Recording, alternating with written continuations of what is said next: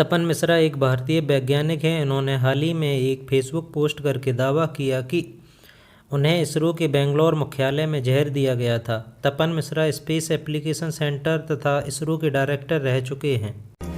नमस्ते दोस्तों, मैं हूं उपेंद्र कुमार। स्वागत है आपका हमारे YouTube चैनल पर।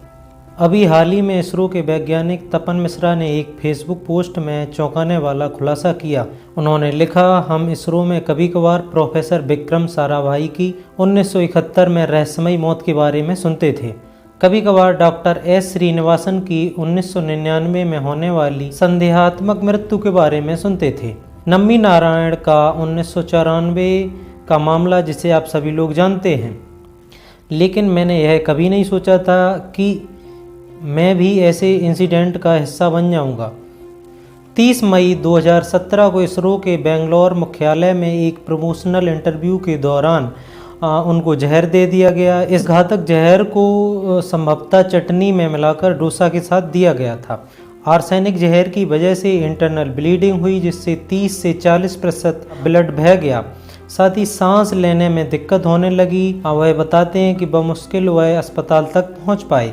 आर्सेनिक ट्राइऑक्साइड की वजह से पूरे शरीर की त्वचा झड़ गई तथा हाथ पैर के नाखून गिर गए। ऑक्सीजन की कमी के कारण न्यूरोलॉजिकल समस्याएं भी हुईं। इसके कारण हार्ट अटैक भी हुआ। पूरे शरीर में फंगल इन्फेक्शन हो गया और आर्सेनिक पूरे शरीर पर जमने लगा। 2 साल तक जायडस कैडिला TMH मुंबई तथा एम्स दिल्ली में इलाज कराया। साथ ही उन्होंने आगे लिखा, प्रसिद्ध फॉरेंसिक विशेषज्ञ सुधीर कुमार गुप्ता ने मुझे बताया, उन्होंने अपने पूरे करियर में पहली बार देखा है कि कोई इतने घातक जहर के बाद भी जिंदा रह गया हो। साथ ही उन्होंने अपनी फेसबुक पोस्ट में सिक्योरिटी एजेंसियों को भी धन्यवाद दिया और बोला अगर उनकी मदद नहीं मिली होती तो वह शायद जिंदा नहीं होते। उन्होंने लिखा कि यह मुझे दोपहर के भोजन के बाद दिया गया था। यह एक रंगहीन, गंधहीन और स्वादहीन पदार्थ होता है जिस पर संदेह भी नहीं किया जा सकता है। इसका उद्देश्य एक जासूसी हमले का प्रतीत होता है। उनका उद्देश्य मुझे महत्वपूर्ण कार्य जैसे कि सिंथेटिक अपर्चर रडार से हटाने का हो सकता है। कुछ भी हो, लेकिन ये सुरक्षा तंत्र के लिए बहुत ही शर्म की बात है। इसके बाद उन्होंने अपनी फेसबुक पोस्ट में आगे लिखा कि मुझे दुख है, इसके बाद मुझे महत्वपूर्ण प्रोजेक्टों से दूर रखा गया। मुझे सैकड़ों धमकी भरे ईमेल आए, मुझे मुंह बंद करने को कहा गया। इसके बाद एक बार प्रयोगशाला में आग लग गई जिससे 100 करोड़ की लैब जल के नष्ट हो गई। उन्होंने अपनी फेसबुक पोस्ट में आगे लिखा है, 19 जुलाई 2019 को एक भारतीय अमेरिकी वैज्ञानिक हमारे कार्यालय में आया। उसने मुझे इस बारे में मुंह बंद रखने को कहा। साथ ही ऑफर दिया कि अगर वे ऐसा करेंगे तो उनके बेटे को अमेरिका की टॉप यूनिवर्सिटी में एडमिशन दिला दिया जाएगा।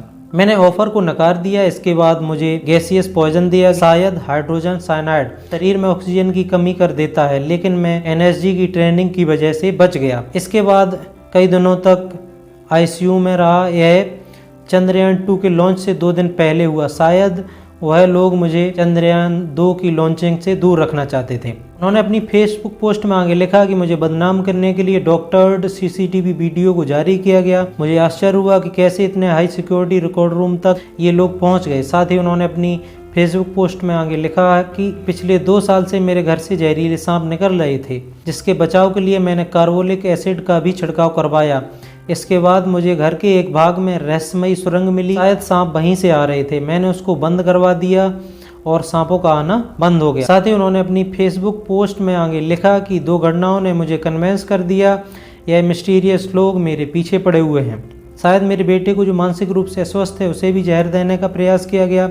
सितंबर 2020 के पहले सप्ताह में मुझे फिर से जहर देने का प्रयास किया। उन्होंने अपनी फेसबुक पोस्ट में आगे लिखा है कि मुझे सुरक्षा एजेंसियों पर पूरा भरोसा है, लेकिन यह रहस्यमय लोग बहुत ज़्यादा प्रशिक्षित एवं घातक हैं।